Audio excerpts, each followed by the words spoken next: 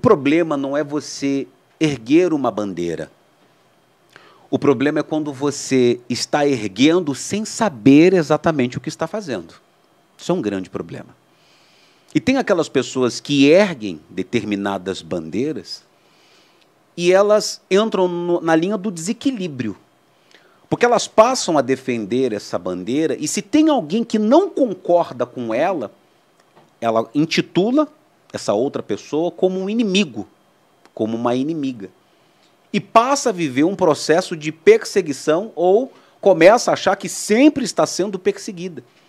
O fato de uma pessoa não defender a mesma bandeira que você, não concordar com o seu pensamento, isso não faz dessa pessoa seu inimigo, sua inimiga. Você não vai destruir uma amizade, você não vai destruir um relacionamento familiar, você não vai viver uma vida de perseguição com outras pessoas porque elas discordam de você. Mas, infelizmente, Guilherme, o Ed, nós temos visto dentro do Brasil, nosso país que está polarizado, no momento a polarização está em alta, nós temos visto pessoas saindo de grupos de família no WhatsApp, se acabando, almoço de família sendo encerrado por brigas, discussões, tudo porque a pessoa tem uma bandeira e ela não sabe lidar com essa responsabilidade, porque carregar uma bandeira é uma responsabilidade, sim. Defender uma causa é uma responsabilidade. E eu tenho que ser responsável para defender a causa, não só pensando em mim. Porque através do que eu falo, através do que eu faço, a minha atitude, a forma como eu lido com aquilo, eu vou levar outras pessoas a abraçarem a minha causa ou a respeitar a minha causa. Mas quando a pessoa não tem esse tipo de pensamento, a bandeira que ela carrega acaba se tornando um motivo de briga, intriga, contenda, desunião. E a gente vai vendo o Brasil se desunindo, e aí o que era um grupo grande vai se dividindo em vários grupos pequenos. E nesse meio, tanto na questão política, como também nós vemos nessa questão religiosa, enfim, em todas as áreas, se não houver esse cuidado, os problemas vão começar a aparecer, como já vem aparecendo dentro do país, e aí vem as consequências que vão afetando famílias, vida profissional e etc. Nesse meio tempo, na sua experiência, em todas, tanto fora do Brasil, dentro do Brasil, como tem sido para ver, no seu caso, ver o crescimento dessa desunião por causa desses grupos, essa polarização? Pois é, Bispo André, esse crescimento, ele se dá nessa polarização porque as pessoas, na sua grande maioria, elas estão em fase de formação. E muitas vezes, o que elas compram é um produto mentiroso. E acabam se enveredando por um caminho que, de fato, não traz o resultado lá no final tão agradável quanto ela imaginava quando ela adquiriu aquele produto no começo. E a gente percebe isso nitidamente. Como é que eu, praticamente, procuro reverter essa situação? Mostrando que a gente tem que cumprir com os nossos deveres para que a gente consiga ter em dia ou em alta os nossos direitos. Com isso, eu aprendi a respeitar as pessoas, eu aprendi a ouvir as pessoas e aprendi a formar uma opinião particular, aonde eu mantenho os meus preceitos, eu mantenho os meus princípios, eu mantenho os meus princípios, aquilo que foi infundido dentro de mim, que eu sei que vai me conduzir a uma eternidade maravilhosa.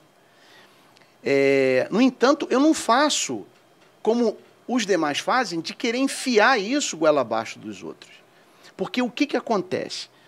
A gente repara hoje que as pessoas elas estão tendo que engolir um determinado produto que muitas vezes é mentiroso, pirata, falso e que no final das contas vai causar um dano para ela absurdo.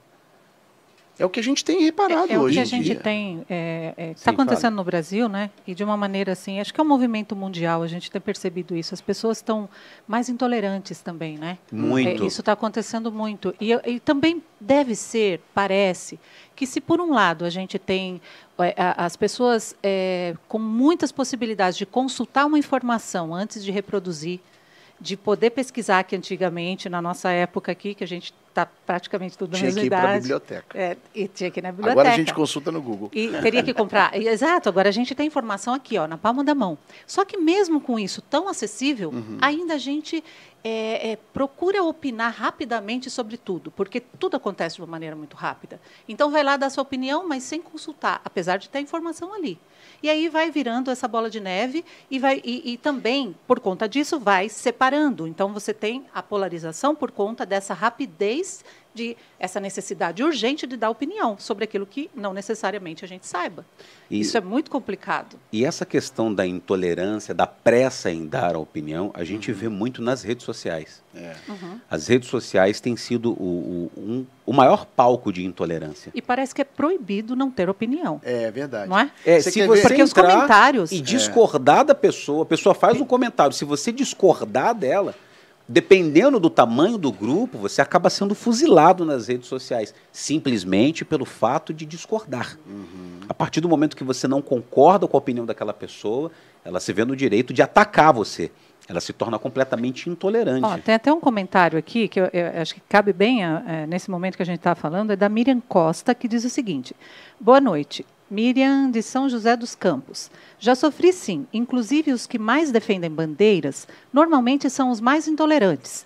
Querem que todos aceitem o que eles propagam, mas não aceitam muitas vezes a família tradicional, a fé, etc. E ainda nos chamam de preconceituosos. Infelizmente, o errado para muitos virou certo e o certo virou errado. E quanto mais surgem bandeiras por aí, mais a intolerância aumenta. Se eles lutassem pelo certo, era para acontecer o contrário, e não cada vez mais as pessoas se tornarem tão individualistas. Então, na verdade, essa discussão mesmo, essa fragmentação da sociedade, que antes era muito mais demorada a difusão da informação, e mesmo esses grupos, as pessoas vão se identificando com a ideia e vão se juntando em grupos.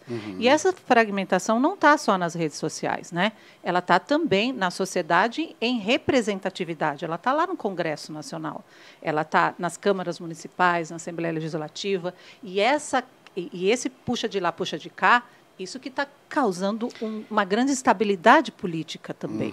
Né? E a gente percebe também que tem pessoas que elas acabam abraçando determinadas causas em cima de uma fake news. Pois mas... E sabe como eu considero? Uma fake news, só um instante, vem uma fake news e a pessoa abraça aquela fake news com tanta força e ela começa a brigar, ela começa a criar uma batalha, até com pessoas conhecidas, por causa de uma fake news.